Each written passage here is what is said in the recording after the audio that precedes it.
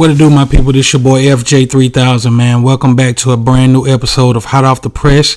And do I got some hot news, man? Do I got some hot news? I've been waiting. I've been trying to figure out the words to say about these Lakers, man. And I still don't know what to come up with. But that's the purpose of this video today, is to discuss the Lakers. And I want my people to chime in, give me your thoughts.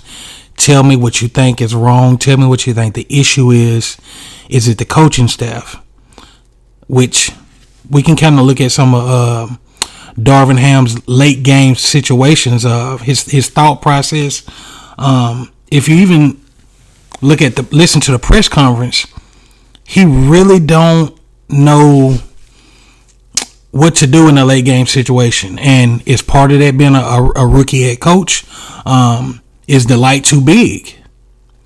Is he ready for this light, especially being in L.A.? Is it the players? We know that the shooting is very low as a team. We know that they got injuries. AD is out. Austin Reeves is out. Lonnie Walker is out. They got a lot of people that's out that play major minutes on this team. But if you look at the players that's there, they've had, 6 or 7 games in the last 2-3 weeks that they should have easily won. They came down to the last minute. I want to do this. I want to give my props. I want to give Westbrook his flowers, man. The guy took on a 6-man role. It looked like he's trending towards being the 6-man of the year. So I got to give him kudos, and I'm going to be hard on him as well. I'm going to give him his props, and I'm going to be hard on him as well, because if you ask me personally, once again, I love what he's giving with that second unit. But to me, Westbrook doesn't, at this point in his career, he doesn't belong on a team that has playoff / NBA championship thought process or that goal. And the reason why I say this is because his IQ is not big. He doesn't have a big IQ. You can we could say he get his assists and he hustles and he gets his rebounds and he gets his points. Cool. But if you really look at basketball, if you really look at his decision making, it's not fit for a team that's trying to go higher, I must say. Do I think the Lakers going to win a championship this year? No, I don't. But even with them trying to fight for a playoff spot, because if you look at the Western Conference standings, if you look from the fourth seed right now all the way down to the bottom, it's pretty much wide open. Even with the Lakers being 5 games up under 500, it's pretty much wide open. And it's another person I'm going to be very, very critical on and very hard on, even though LeBron is playing out of his mind at 38 years old. Playing out of his mind in his 20th season. I mean, you look at, he's steady trying his best to put the team on his back. But LeBron, you got to stop taking so many threes. 9 threes, and you shooting a whopping 29% on the season. If you want to take 4, maybe 5 threes a game, okay, I'm cool with that. But anything above 5, that's a problem for me. And part of that, just by looking at the game, even looking at the game playing the Kings on last night, I'm looking and I'm wondering, okay, is he taking so many threes because you don't have any players cutting to the basket? Because most of the players are just watching to see what Bron gonna do. When the defense is clogging up the paint. So is Bron saying, okay, nobody's moving, so I don't have no other choice but to jack up a tray ball? But and to me, that falls back on coaching as well. Even coming out of timeouts, You don't even see a set ran by Darvin Ham. You don't see a set ran. If you look at the points on last night, LeBron had 32. Up under LeBron, and I'm talking about starters. Troy Brown, Thomas Bryant, Pat Bev, and Schroeder. Neither one of those was in double figures. Nobody. Now the bench showed up. Westbrook showed up. Max Christie showed up. Them guys showed up. But my problem is, why does Darvin Ham keep running out these 3-guard lineups? You have Pat Bev, you'll have Westbrook, or you'll have none. Or you'll have none, Schroeder, and Pat Bev. Why? Why? Who can they defend? Okay, nobody. I thought so. I mean, if you look at Pat Bev, and then you got Pat Bev in the lineup in the fourth quarter, from the 6-minute mark on down. Why? Nobody fears Pat Bev because he bumped his gums. Nobody cares about that. These guys in the NBA now, they are dogs. They don't care about you barking. Your defense is not there. And he's in the game in crunch time moments. Why?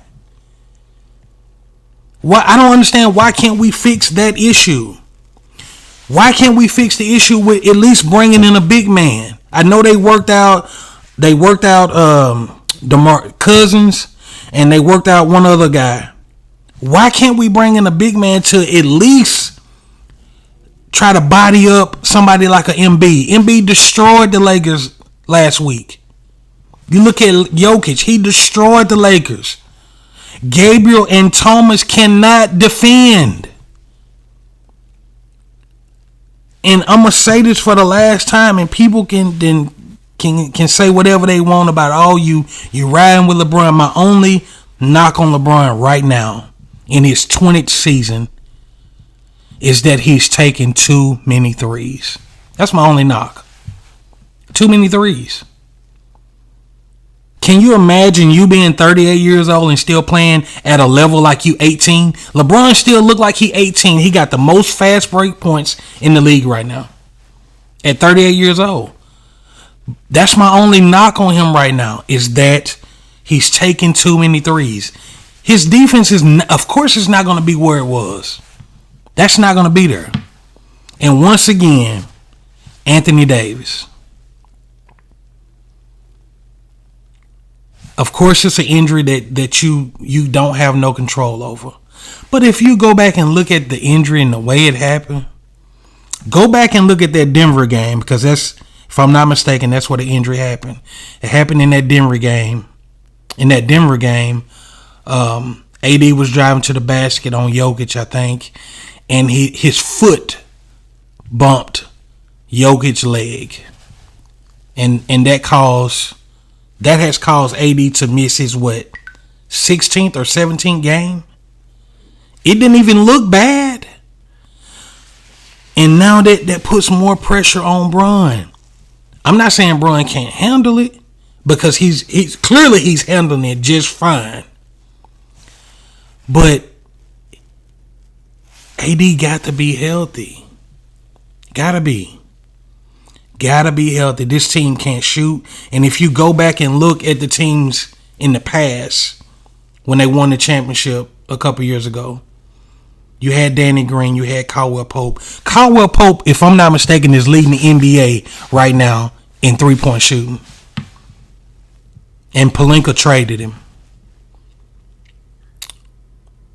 Why? Danny Green was knocking down corner tray balls. Let him go. Why? You had a big man in JaVale McGee. You don't need him to score. You just need him to get a couple blocks, rebounds. Let's go. Be physical and keep playing. They don't have that now. Why did you get rid of the whole team? And now the Lakers are suffering from what happened 3 years ago or 2 years ago, whenever that was. They're suffering from that now. Run it back with your squad. Why didn't that happen? Now we talking. Now we gotta have this debate about who should the Lakers trade. Should they keep Westbrook? Should they do this? Why? Run it back with the squad you had 3 years ago and see what happens. Shooting is horrible. LeBron is at 29% shooting threes, and he's taking 9. He'll take 9 a game. Why? Something has to change, man. And every time I turn around, you see Darvin Ham over there on the sideline with his hands in his pockets. Why? That don't even look good, Ham. Are you going to coach or what, bruh? Are you going to coach or what? I really... This season almost a wash, man.